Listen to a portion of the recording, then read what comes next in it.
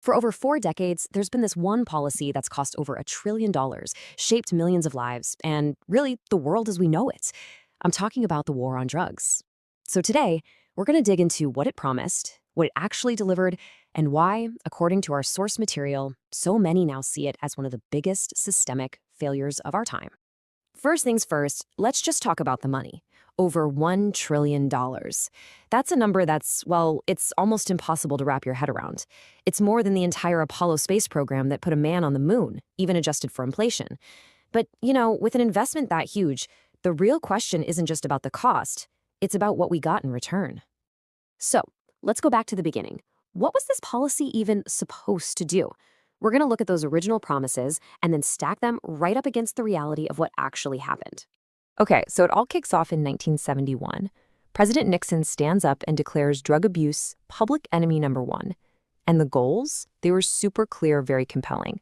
1, wipe out the drug supply. 2, lock up the traffickers.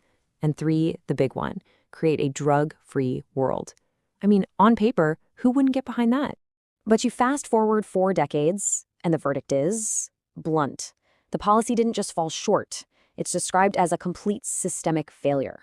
So how on earth did we get from that simple, powerful promise to this catastrophic outcome?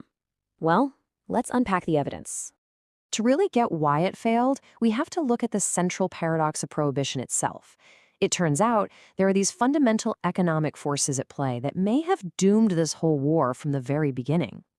The first big idea is something called the balloon effect. It's a really simple but powerful way to think about it.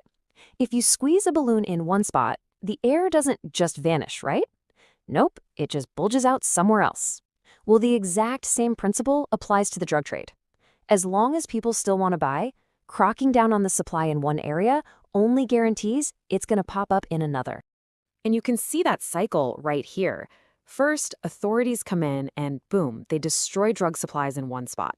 Step 2, that makes the drugs that are left way more scarce, so prices go through the roof. But, and this is the absolute key, the demand from users doesn't go away. So that constant demand combined with those sky-high prices creates this massive financial incentive for new suppliers to just jump right into the market. You're just stuck in this endless and frankly often worsening cycle.